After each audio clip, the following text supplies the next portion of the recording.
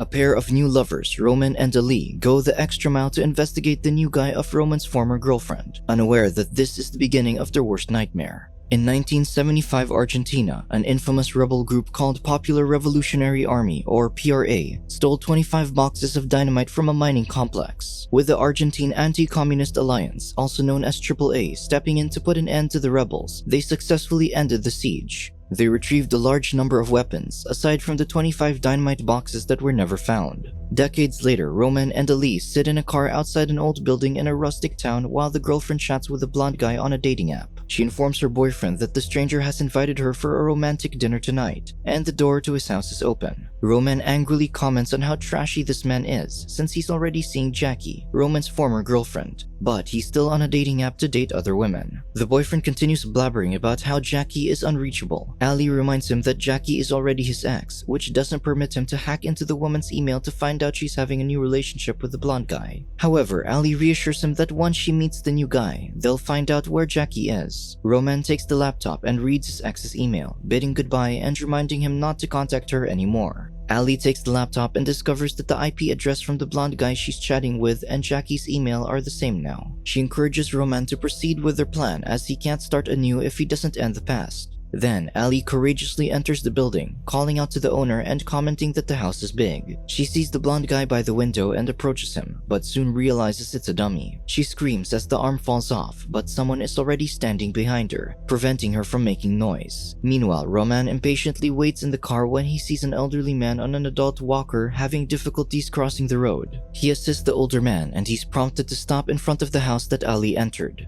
He calls Jacquie's phone, but there's no response, so he asks the masked boy, Kiki, about the elderly man. Kiki tells him that the man lives there, but when Roman probes if he's the grandfather of the blonde guy, the boy asks if he's a cop. Then, a group of men stops him from cornering the boy. Roman clarifies that he's just looking for his ex-girlfriend, but the men usher him away. Kiki's mother, Pia, arrives, scolding the boy for wearing the mask and not screaming, just as she advised him when a stranger talks. Roman hops in his car and tracks Jacquie's phone through GPS, leading him to drive around the neighborhood to find another entrance. He jumps over a wall, cutting his hand in the process. As he sneaks in, he drops a random bottle which Pia hears. Fortunately, she dismisses it, thinking her son has brought home a cat. Roman successfully enters the old man's house and explores it, finding nothing unusual until he discovers a room with a photograph of doctors operating on something. He turns around and finally sees a room with a one-way mirror. Inside are Baxter, an elderly man, Gordon, the man he helped earlier, a woman suspended through bondings, and Ali, who's tied up. Roman cautiously turns on the switch that can help him hear what they're talking about, and he witnesses how the woman pleads to them as Baxter drops a liquid chemical in front of her. Gordon asks the woman to answer the equation on the board, and despite her confessions that she has no idea, the elderly man insists that she knows. Baxter releases her bindings and drops nearer the chemical, pushing her to claim she can read it. She asks for pen and paper to solve the equation, but this only tells the men she has no clue.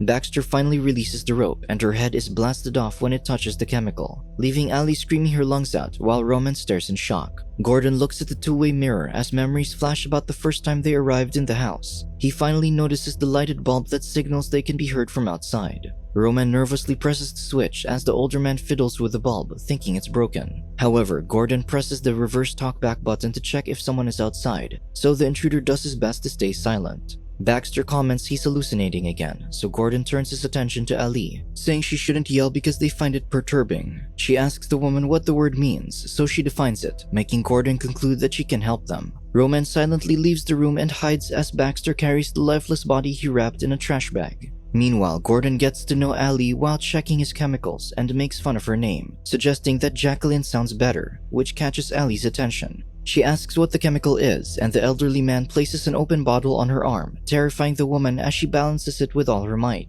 Gordon explains that they used to hunt naive people like her, but now they voluntarily come to their place. He puts a drop of the solution on Ali's forehead while explaining that this is similar to nitroglycerin, but he made it by extracting dynamites. Then he places an iron weight on top of her head and asks Ali what the equation means, unaware that Roman has entered the room. The woman buys time as the effects of the chemical kick in. She declares it's not an equation, but a statement that says, "Kiss me if you can read this." Gordon stares at the board and laughs as he can see what Ali is talking about. Román is already behind him, aiming to strike, but as the older man turns around, the intruder cowardly hides. He blabbers about how clever he is for studying language intensively, while others remain hypocrites who know nothing, and the younger generation is no different, a bunch of clueless fools. He points out that every generation's intelligence declines, giving them no capability to speak well, which leads to no liberty. Afterward, Gordon says he'll enjoy speaking with Ali more and leaves the room. Román approaches his girlfriend, but he can't touch the solution, fearing it'll explode. Instead, he asks who those people are and where Jacquie is. Ali frustratedly asks him if he thinks it's the right time to talk about the matter, so he takes the bottle and throws it to the side. The chemical doesn't explode, but the woman remains still due to the drop of solution on her forehead. Román carefully removes the iron weight hanging on her face. He takes his phone and searches the internet about nitroglycerin, which can be triggered by any sudden sound or impact, but can be neutralized by water or any dry substance. Román scans the area and finds chalk, so he collects the dust and blows it onto Ali's forehead, successfully neutralizing the solution. Since there's no phone reception, Román updates his social media page, frustrating his girlfriend since they need the police. Ali wants to leave, but Román insists on finding Jacquie despite the woman telling him she's probably gone. The girlfriend decides to escape alone and kisses her lover goodbye. Unfortunately, the front door is locked, so she goes around the house and finds Gordon emailing a new victim. Román continues exploring and discovers a basement where Jacquie is finally found, covered in nitro. The hopeless Jacquie tells him there's no escaping, but Román thinks of a way while the woman narrates how she's electrocuted and burned. There's no blonde guy, and only the two elderly are in the house. While looking around, Román finds the dynamite boxes. Meanwhile, Ali almost screams upon seeing the mannequin move, realizing it's a real person. Simultaneously, Baxter returns home after disposing of the body. On the other hand, Román instructs Jacquie to lie on the plastic he managed to get since her back isn't covered with nitro. He carefully unties her and directs her to move slowly while immense sweat drips from both of them due to the tension. Jacquie lies on the plastic successfully and Román drags her away to avoid sudden movement. Meanwhile, Ali looks for a way out, but Gordon suddenly calls out. Ali hides, but the elderly man is about to turn on the lights. Fortunately, the light fails to turn on, leaving the room dark, so he complains about it to Baxter. Memories of the past flash in Gordon's mind as he declared that the project was a failure and they had to eliminate the subjects. He stared at the wall, which transformed into a secret room.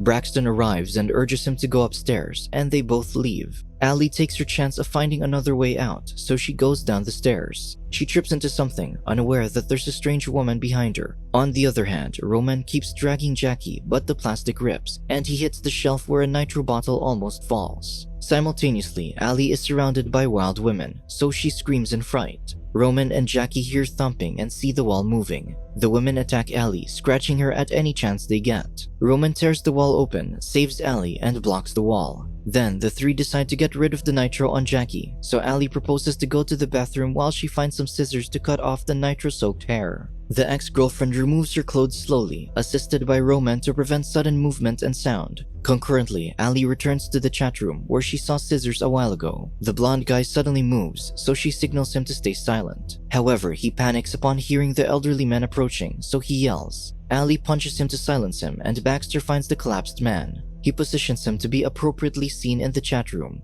Afterward, Ali returns to the basement and sarcastically greets the two. She cuts Jackie's hair and places them carefully on the shelf. The man checks his phone and the women mock him for having the lame act of asking for help on social media instead of directly calling the police. Ali leaves ahead of them while Román helps his ex climb the stairs slowly. Jacquie grabs the chance to ask about his status with Ali. Meanwhile, Ali crawls past Baxter, but her companions are incredibly slow. Suddenly, the wild women distract them and the thumps shake the shelves, making the nitro-soaked hair fall and explode. The elderly men separate due to mobility issues, Gordon upstairs and Baxter downstairs. Ali takes the chance to climb out the bathroom window but falls on the glass bottles on Pia's property. She faints and the mother sees her. Simultaneously, the wild women escape and charge toward Román and Jacquie. Fortunately, a chunk of nitro drops on the stairs and explodes when a woman pounces on them. The old couple gets away just in time for Baxter to come check on the wild women, their test subjects. In Pia's residence, Ali awakens and requests to use the phone to call the police, but since the men in the house are doing illicit activities, they refuse to allow her. On the other hand, Román and Jacquie inch to the bathroom while Baxter wears his protective gear before going to the basement.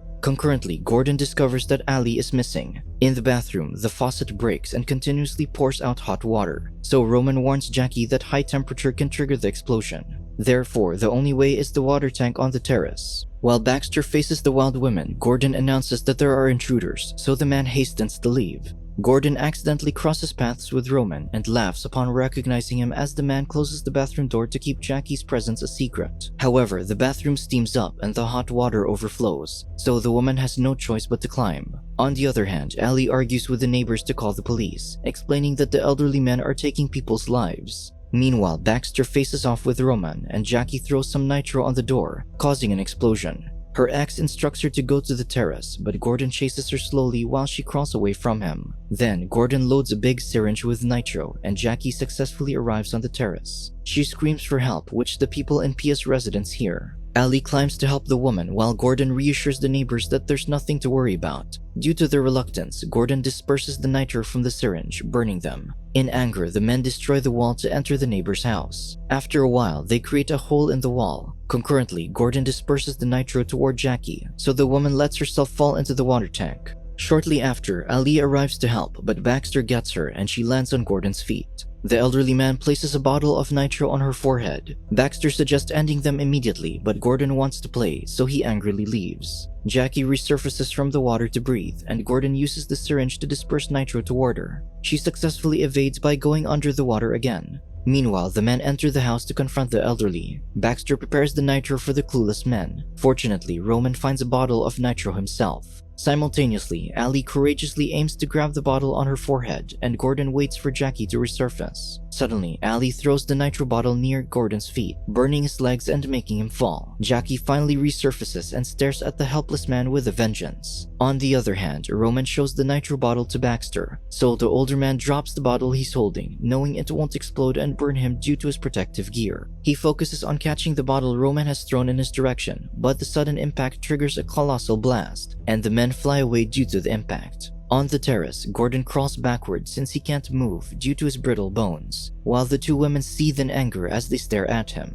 Soon, Gordon is pushed into the basement where the wild women are. Paralyzed, he can only look back on when he and Baxter happily talked about how the younger generation has been ignorant compared to people of their time. Then, they begin criticizing how technology and the internet has worsened their mental capacity, which is the beginning of their plans. He's dragged back to reality as the wild women, the result of his failed research subjects, surround him. With no capability to move, he can only scream in agony as they attack him. Outside the basement, the survivors listen to his terrified screams. Jacquie grabs the chance to thank Roman by hugging him. Just as she's about to kiss him, Roman gently stops her and declares that he's glad he came to help. He heads out and sits on the stairs outside. His phone suddenly rings, surprising him, so he throws it away. Ali, who's sitting beside him, laughs at his reaction. Then she asks him for his next plan, and Roman tells her he'll do whatever she likes. Subscribe to watch more videos like this, turn on notifications and leave a like to help the channel out. Thank you for watching.